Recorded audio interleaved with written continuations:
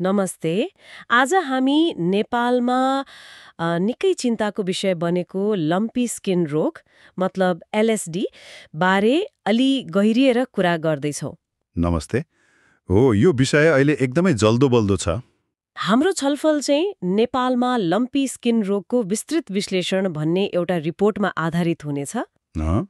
हामी यो रोग कसरी फैलियो, यसले हाम्रो कृषि अर्थतन्त्रमा कस्तो असर पारिरहेको छ अनि यसलाई रोक्न के प्रयास भइरहेका छन्, के चुनौती छन्, युनै कुराहरू केलाउनेछौँ।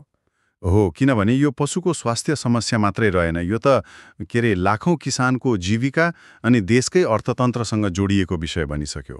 त्यही त। सुरु गरौँ, यो लम्पी स्किन रोग वास्तवमा के हो? अलि सरल भाषामा भनिदिनुस् न। यो चाहिँ गाईबस्तु र भैँसीमा लाग्ने एकदमै छिटो सर्ने भाइरल रोग हो। भाइरल। हो, भाइरसले लगाउने क्याप्रिपक्स भाइरस भन्ने प्रजातिको। यो भाइरस बाहिर वातावरणमा पनि खास गरी चिसो छाया परेको ठाउँमा महिनौसम्म बाँच्न सक्छ। ए, महिनौसम्म?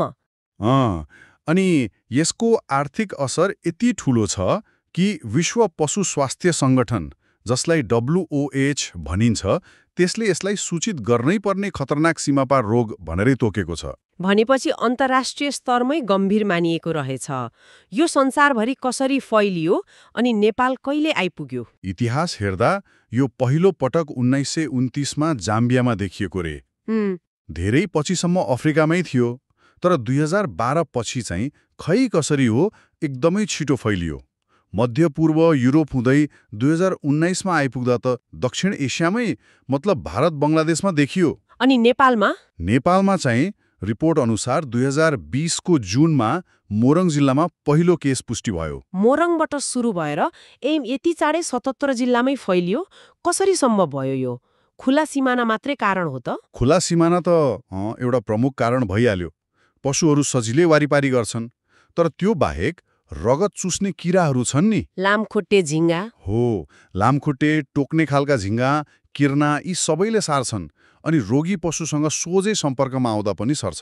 अझ चिन्ताको कुरा के छ भने भाइरसको नयाँ प्रकार, त्यो रिकम्बिनेन्ट स्ट्रेन भन्छन् नि, त्यो देखिएको छ। त्यसले चाहिँ पहिलेभन्दा झन सजिलै सर्ने क्षमता बढाएको जस्तो देखिन्छ। ए हो र? यी सबै कारणले गर्दा 2023को सेप्टेम्बरसम्ममा त देशैभरि पुगिसक्यो। यसले पारेको आर्थिक क्षतिको कुरा गरौँ न। तथ्याङ्क त डरलाग्दो छ भन्छन्। हो, क्षति साँच्चै भयावह छ। सेप्टेम्बर 2023सम्मको रिपोर्ट हेर्दा 50,000 भन्दा बढी पशु मरे। 50,000?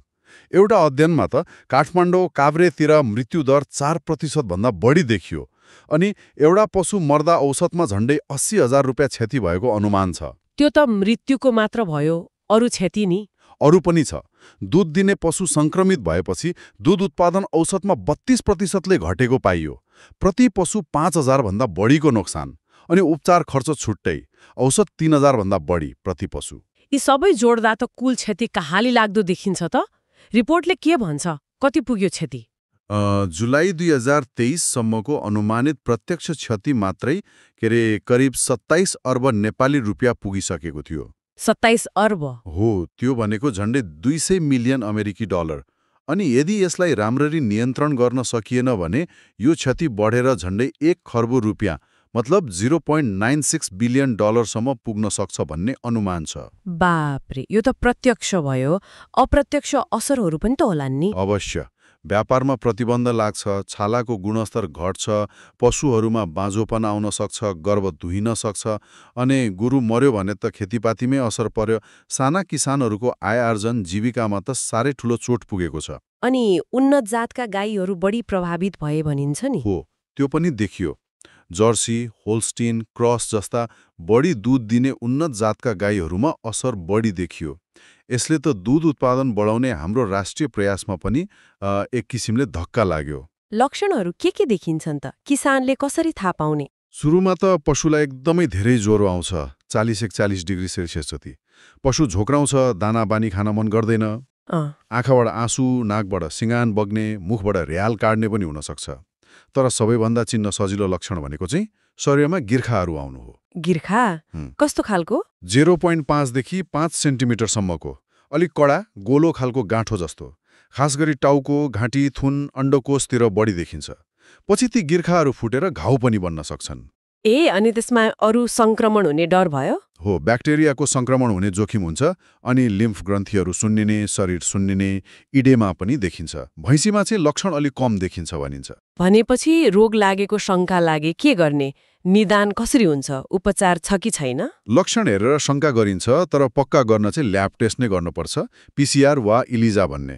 केन्द्रीय प्रयोगशालामा त पीसीआर टेस्ट हुन्छ, तर सबै ठाउँमा स्थानीय स्तरमा यो सुविधा छैन, स्रोतको कमी छ।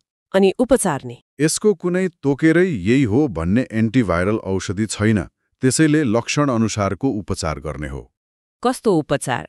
ज्वरो घटाउने, दुखाइ कम गर्ने औषधि दिने, अनि त्यो गिर्खा फुटेर हुने संक्रमण रोक्न एन्टिबायोटिक चलाउनु पर्ने हुन्छ।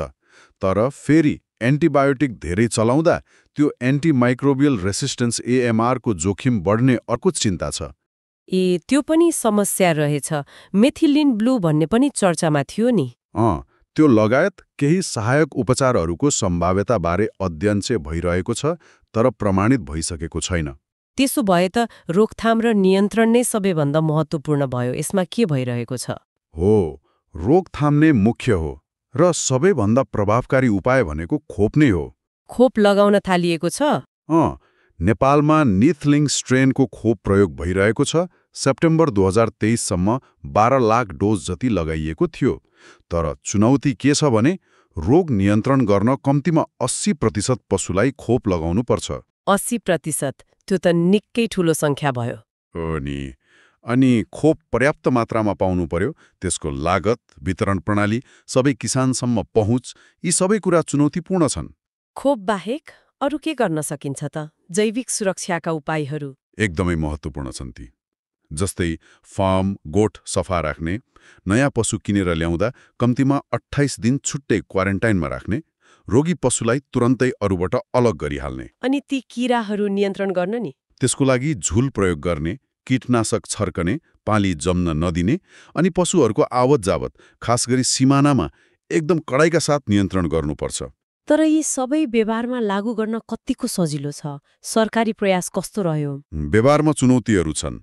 सरकारी निकायहरूबीच समन्वयको कमी, स्रोत साधनको अभाव जस्ता कुराहरू देखिन्छन्। सुरुमा रोग देखिँदा नियन्त्रणमा अलि ढिलाइ भयो कि भन्ने गुनासो पनि छ। अनि अर्को एउटा, हाम्रोमा गाई काट्न नपाइने कानुनी र सामाजिक अवस्था छ नि। त्यसले गर्दा अरू देशमा जस्तो रोग नियन्त्रण गर्न संक्रमित र सम्पर्कमा आएका सबै पशु मार्ने स्ट्याम्पिङ आउट नीति लागू गर्न सकिँदैन। यसले पनि नियन्त्रणलाई अलि जटिल बनाएको छ। यी सबै कुरा सुन्दा त लम्पी स्किन नेपालको लागि एउटा पशु रोग मात्रै होइन, यो त गम्भीर आर्थिक र सामाजिक सङ्कट नै बनेको रहेछ। हो, ठिक भन्नुभयो।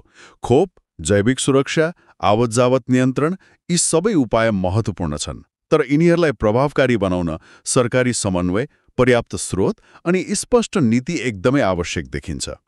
हाम्रो खुला सिमाना र परम्परागत पशुपालन तरिकाले चुनौती थपेकै छ।